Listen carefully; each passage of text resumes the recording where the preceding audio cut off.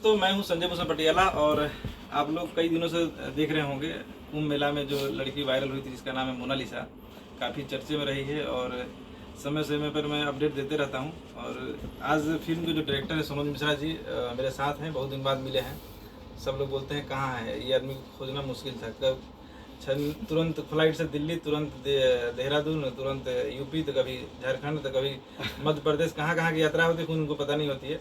और आज मुंबई पहुंचे हुए हैं। आज इनसे कुछ पूछते हैं जो हमारे दिमाग में क्वेश्चन चल रहा है, वो सारे क्वेश्चन मैं आप लोगों के सामने रखने वाला हूं जो जो अपने कमेंट में पूछा है। जी, आदेश करें। सर, सबसे पहले तो आपको बहुत बधाई हो द डायरी ऑफ मणिपुर के लिए। धन्यवाद आपका और सारे देशवासियों को इस मकसद के लिए मेरे साथ आना चाहिए, इसलिए मैं सबसे रिक्वेस्ट करूंगा सब लोग मुझे ब्लेसिंग्स दें।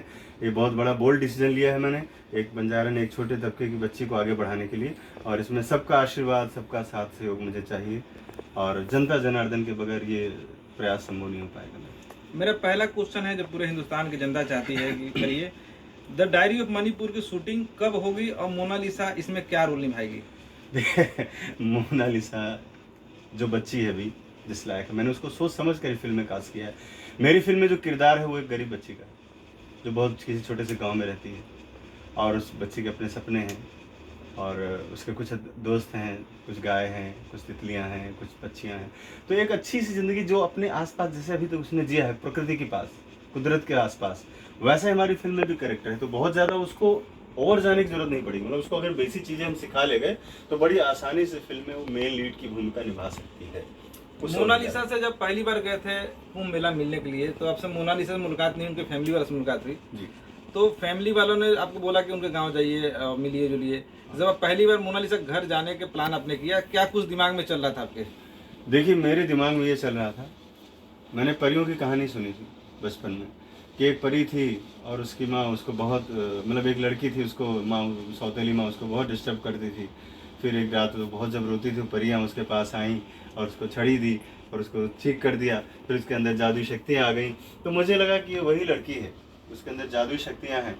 और कुंभ मेले से उत्पन्न हुई, बहुत पवित्र स्थान से उत्पन्न हुई एक बच्ची जिसने पूरे देश को अपनी तरफ आकर्षित कर लिया हो, इसको लेकर मैं फिल्म बनाऊंगा और एक नया इतिहास लिखूंगा। ये सोचते हुए मैं उस गांव में पहुंचा जहां पर पूरे गांव ने मेरा स्वागत किया तहे दिल से, क्योंकि उस गांव में अभी तक हाल चाल लेने वाला कोई नहीं गया था।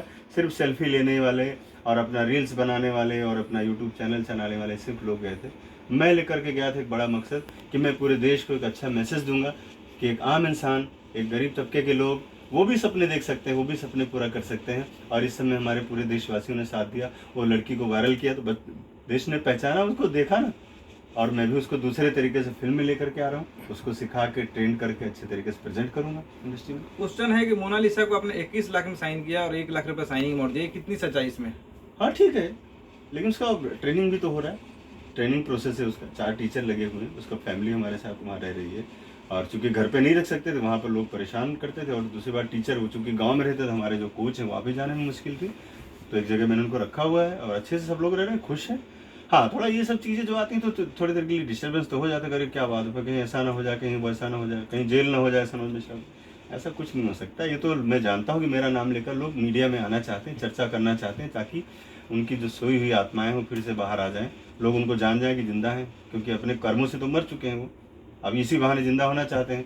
उनको सोशल मीडिया पे 15-16 लाइक भी नहीं मिलते थे, आज वो चैनल पे बैठ के डिबेट कर रहे हैं। क्यों? मेरा नाम लेके, क्योंकि मैंने अपना नाम बड़ा किया है, बड़े काम करके, बड़े काम करके। मोनालिसा जो इस फिल्म में है, साथ में जो हमारे फिल्म के हीरो हैं राजकुमार राव के बड़े भाई अमित राव नाम है उनका जी। अमित राव जी इस फिल्म में क्या कुछ करेक्टर हैं मोना जी के साथ में? अमित राव जी इस फिल्म में मुख्य किरदार निभा रहे हैं, इस फिल्म के सेंट्रल हीरो हैं, और वो पॉलिटिशियन की वो बेटे हैं और लंदन में रहते हैं। और उनकी जर्नी है लंदन से इंडिया तक की, बहुत स्ट्रगल वाली जर्नी है उनकी।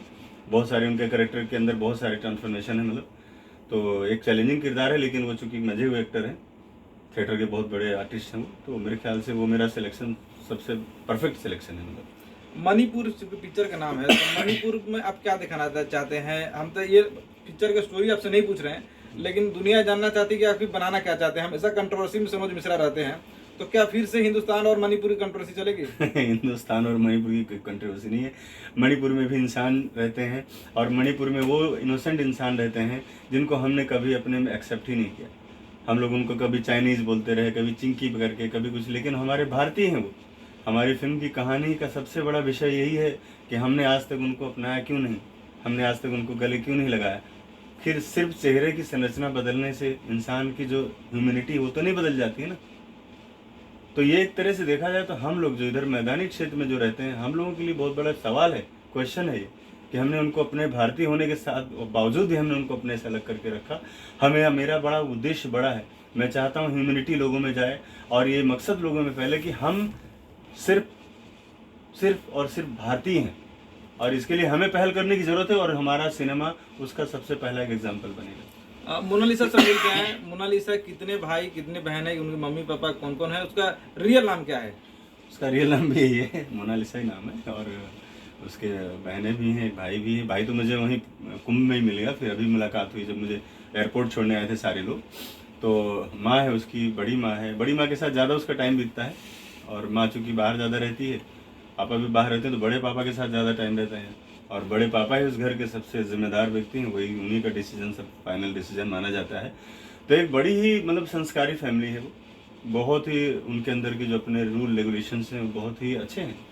हमारे लोगों की तरह से नहीं कि हम लोग अभी कुछ बोले और पलट के बात बदल दी। उनके यहाँ कपड़े लत्ते पहनावा खाना पीने से लेकर के बोली भाषा, किसको क्या बोलना है, किसको दादा बोलना है, किसको काका बोलना है, वो सारी चीज़ें भी उनके अंदर जिंदा हैं। भारत में जो शायद देश में से और हिस्सों में से बढ़ते जो सभ्य समाज जिसको कहते हैं वहाँ से लोग भूलते जा रहे हैं, लेकिन उनके अंदर वो चीज़ें भी मोनालिसा की पहली यात्रा थी इंदौर से बेंगलोर जहाँ पर एक ज्वेलरी के उद्घाटन में मोनालिसा पहुंची थी, हाँ केरला में। तो ये इसका क्या